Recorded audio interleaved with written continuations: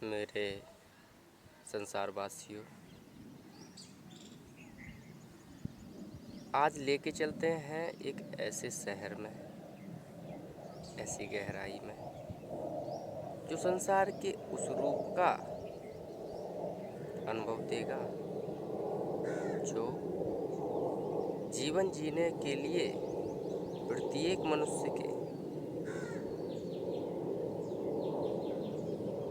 सहायक सिद्ध होगा।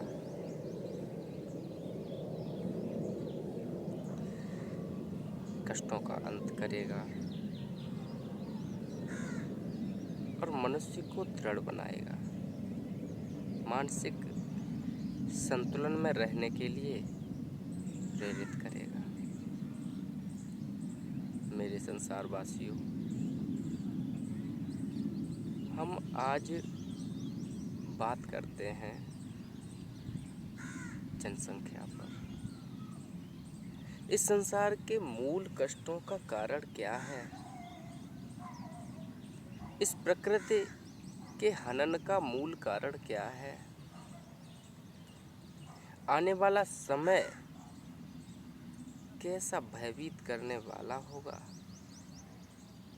या तो हम बताएं ही ना, और अगर पता है तो मुझे ही नहीं, इस संसार के प्रत्येक मनुष्य को बताना चाहिए और उसके साथ ही साथ कार्य भी करना चाहिए। प्रकृति से जुड़कर मनुष्य किस तरीक़ा से चल सकता है, ये भी प्रत्येक मनुष्य को समझना होगा, जागना होगा और आने वाले भविष्य में कष्टों को कम रखना है, सीमित रखना है। आने वाले भविष्य की पीढ़ियों को जीवन एक सुरक्षित जीवन देना है, तो स्मरण रहे, अभी से कार्य करना होगा। क्योंकि मनुष्य ने जो कर ली बर्बादी, आम इंसानों के जीवन में निरंतर बढ़ रहे कष्ट और फिर संपूर्ण मनुष्य प्रजाति के मानसिक असंतुलन का कारण क्या बनता चला जा रहा है, समझना है।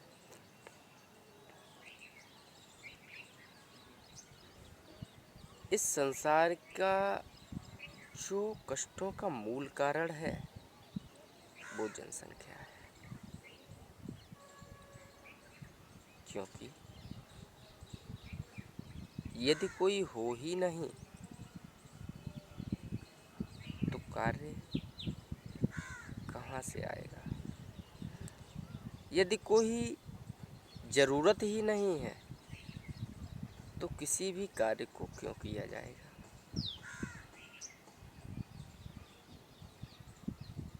ज़रूरत को ख़त्म करो, ज़रूरत को सीमित करना होगा, और जब ज़रूरत सीमित हो जाएगी तो निर्माण भी सीमित हो जाएगा, और जब निर्माण सीमित हो जाएगा तो पेड़ पौधों का हनन,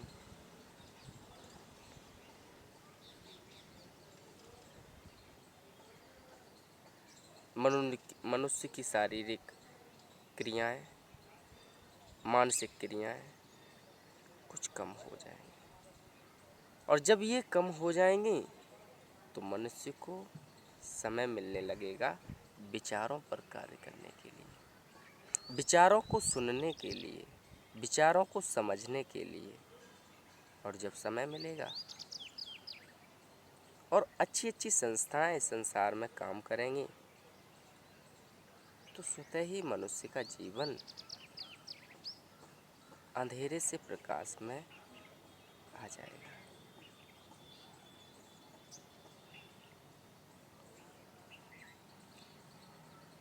इस संपूर्ण विश्व के लिए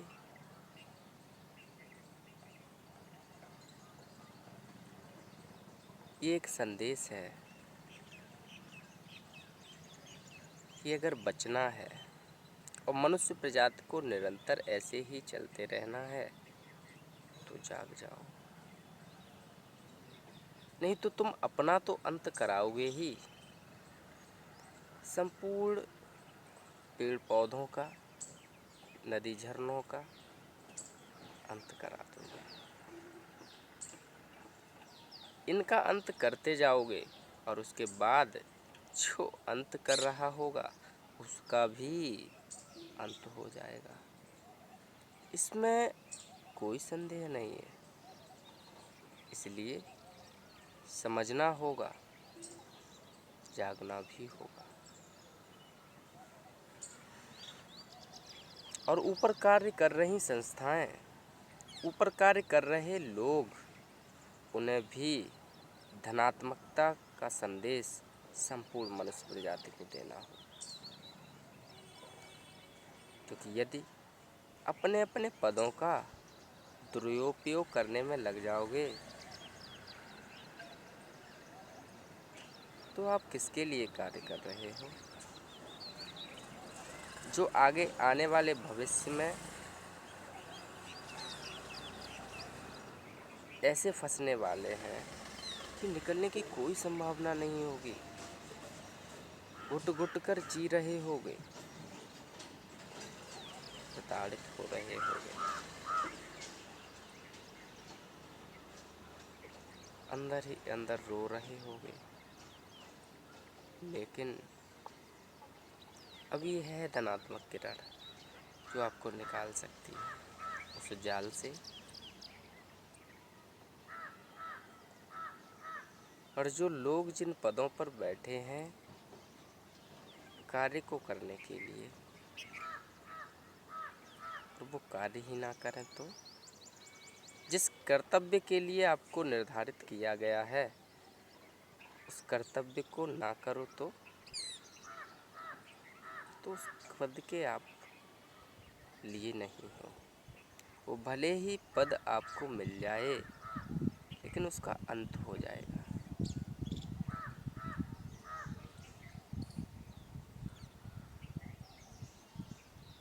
इसलिए मनुष्य प्रजाति की रक्षा के लिए, मनुष्य प्रजाति के सहयोग के लिए, और मनुष्य का जीवन अच्छा बनाने के लिए, और मनुष्य के साथ साथ इस संपूर्ण प्रकृति को संतुलन में रखने के लिए उन पदों पे आपको प्रकृति ने बिठाया है, और आप अपने कर्तव्य को नकार नहीं सकते। आपने उस कार्य को लिया है, जानबूझकर लिया है, तो निभाना भी पड़ेगा। और कार्य लेने के बाद यदि व्यक्ति कोई निभाता नहीं है तो वो सबसे बड़ा पाप की दृष्टि में हो जाता है। समाज के प्रत्येक मनुष्य से ये कहना है कि जब हम किसी व्यक्ति को जन्म देते हैं तो उस व्यक्ति को वो सभी चीज़ें चाहिए होती हैं जो संसार में आगे वाले मनुष्यों पर हैं, और यदि उस पर ज्ञान है, समझदारी है, तो धीरे धीरे से कड़ कड़ कड़ कड़ पाते हुए एक दिन निर्माण कर लेता है। परंतु वहीं पर यदि उसको ज्ञान ही ना दिया जाए, उसको समझदारी ही ना दी जाए, तो वो उन वस्तुओं के लालच में, उन वस्तुओं को पाने के लिए किसी भी मार्ग को धारण कर सकता है, और वो फिर अपने ही काल का निर्माण नहीं करता बल्कि संपूर्ण समाज के लिए काल बन जाता है, और वो किसी का भी अंत कर सकता है प्रत्यक्ष या अप्रत्यक्ष रूप से, और समाज को पता ही नहीं चलता। जब तक जान पाएगा समाज तब तक जाने कितने सही लोगों का अंत हो चुका होता है, जाने कितने सही लोग परेशान हो चुके हैं। इसलिए समाज की संस्थाओं को मिलकर प्रत्येक मनुष्य को एक अच्छा मनुष्य बनाने के लिए कार्य करना होगा। और मनुष्य के निर्माण से पहले, मनुष्य को पृथ्वी पर उत्पन्न करने से पहले स्मरण रखें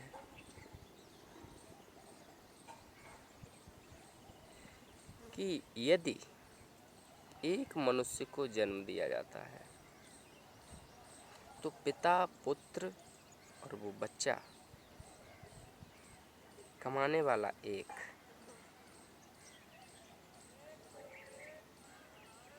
पिता, माँ और बच्चा और खर्च करने वाले 3।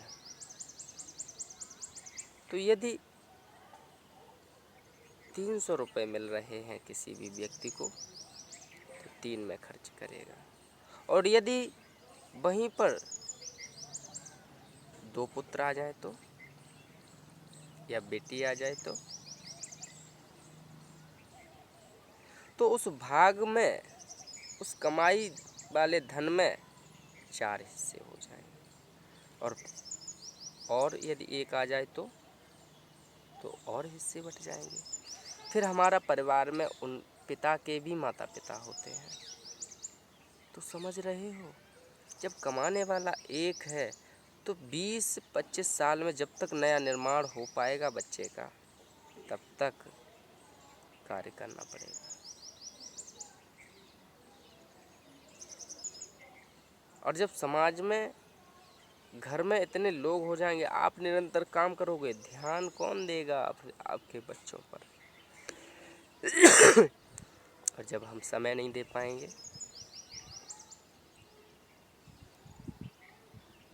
तो क्या होगा? फिर ज्ञान की प्राप्ति के लिए आप संस्थाओं में बच्चों को भेजोगे। जब संपूर्ण संस्थाओं में संपूर्ण समाज बच्चे भेज रहा होगा, उन संस्थाओं में बच्चे जब ज़्यादा होंगे तो क्या होगा?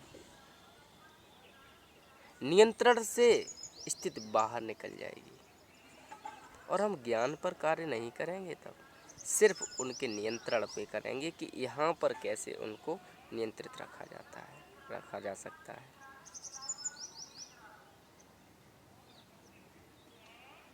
और फिर क्या बन जाएंगे? सिर्फ नियंत्रक। उनकी भावनाओं की कोई कदर नहीं होगी, उन पे ज्ञान का कोई काम नहीं होगा, उन पर सिर्फ शोषण का एक माध्यम बन जाएगा। और शोषित हो रहे होंगे, और जब उन पर शोषण हो रहा होगा वो उसके लायक नहीं बनेंगे, आने वाले भविष्य में समाज के लायक नहीं बनेंगे, तो जो नहीं बन पाएगा उसका जीवन उसके लिए भी काल होगा। और फिर जो समाज उनको छोड़ रहा होगा उनको उस समाज पर गुस्सा होगा। और जब गुस्सा होगा तो वो चाहे जो भी करना पड़े, उसको भी वो चाहिए चीज़ें जो उसके मित्र पर हैं, और उसके लिए वो अग्रसर होगा। जब अग्रसर होगा तो फिर उसे सही और गलत मार्ग का अनुसरण नहीं कर पाएगा, क्योंकि कोई दिखाने वाला नहीं है, कोई समझाने वाला नहीं है। संस्थाओं ने जब समझाने का समय था तब काम नहीं किया, और स्वाभाविक रूप से कर नहीं पाएंगे काम। तो वो जब शोषण करने के लिए तैयार हो जाएंगे, अंधकार फैलाने के लिए तैयार हो जाएंगे, तो वो सबसे पहले अंधकार अपने घर में ही फैलाएंगे, अपने ही परिवार को नाश करने के लिए उतर आएंगे, प्रतिदिन लड़ाइयाँ करेंगे, और जीवन फिर उन माता पिता का जीवन नहीं रहता, काल बन जाता है। घुट घुट कर जीते होते हैं, और वो बच्चे भी लड़ाई कर रहे होते हैं अज्ञानतावश। एक दूसरी दृष्टि से देखा जाए तो उन बच्चों की भी कोई गलती नहीं, क्योंकि निर्माण किसी और ने किया, भुगतेगा कोई और बाद में आपको भी भुगतना पड़ेगा। इसलिए एक अच्छा मनुष्य का निर्माण करने के लिए, जो समाज के लिए एक अच्छा कार्य करे, जाकर आपकी रक्षा करे, उसके साथ साथ समाज को एक मार्गदर्शन प्रदान कर सके, ऐसे व्यक्ति का निर्माण करो। और यदि ऐसा नहीं कर सकते तो कम से कम अपने काल का निर्माण करो। स्मरण रहे। और जब पृथ्वी पर ज़्यादा से ज़्यादा लोग होंगे, ऐसे ही सभी परिवार कर रहे होंगे, तो फिर नियंत्रक लोगों की कम है। एक क्लास में 5 बच्चे, एक अध्यापक, वो अच्छे से नियंत्रण कर पाएगा, या फिर जब 50 बच्चे हो जाएं एक अध्यापक, तब? इससे ही भेद कर लो। इसी प्रकार से संसार के जो उच्च पदों पर बैठे लोग हैं, वो सिर्फ काम चला रहे होंगे, जिम्मेदारियां नहीं निभा सकते, क्योंकि इतने सारे लोगों की समस्याएं सुनने के लिए बिठाया गया। समस्याएं बहुत बन जाएंगी और कोई खुश नहीं रहेगा। और जब ज़्यादा लोग हो जाते हैं, सभी की ज़रूरतें पूरा करने के लिए सभी लोग जब काम करेंगे, तो प्रकृति का हनन होना स्वाभाविक हो जाता है। उसको कोई बचाने की नहीं सोचेगा, उसमें कोई सहयोग करने की नहीं सोचेगा, उसके प्रयोग करने के लिए अवश्य प्रत्येक मनुष्य कार्य कर रहा होगा। सब मनुष्य अपने अपने स्वार्थी जीवन के लिए कार्य करने लगेंगे। और जब सब निरंतर ऐसे ही कार्य करने लगेंगे, तो एक ऐसे समय का, एक ऐसे काल का निर्माण हो जाएगा, जहाँ पर प्रत्येक मनुष्य दूसरे मनुष्य को प्रयोग करने की सोचेगा। और जब प्रयोग करने की सोचेगा, तो चाहे जितना भी काम करना पड़े मानसिक, उसको प्रयोग करेगा, क्योंकि नैतिकता का अंत हो गया है। सोचो, नैतिकता का अंत हो गया है। ज्ञान की कोई किरण नहीं है, ज्ञान का कोई कार्य नहीं कर रहा है, और सभी लोग बस छोटी सी सोच लेकर स्वार्थी जीवन लेकर कार्य कर रहे हैं। तो इसलिए मूल कारण है जनसंख्या, और ये संपूर्ण समाज को समझना ही होगा, जागना होगा। नहीं तो ये पेड़, पशु, पक्षी, झरने, सब चीज़ों का अंत हो जाएगा, और वो समय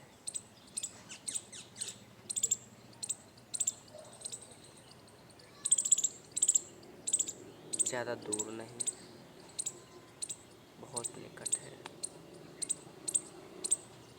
लेकिन इसको परिवर्तित भी किया जा सकता है। आओ मेरे साथ, परिवर्तन करके दिखाते हैं। आओ मेरे साथ, परिवर्तित होके रहेगा, लेकिन सहयोग आपको करना पड़ेगा।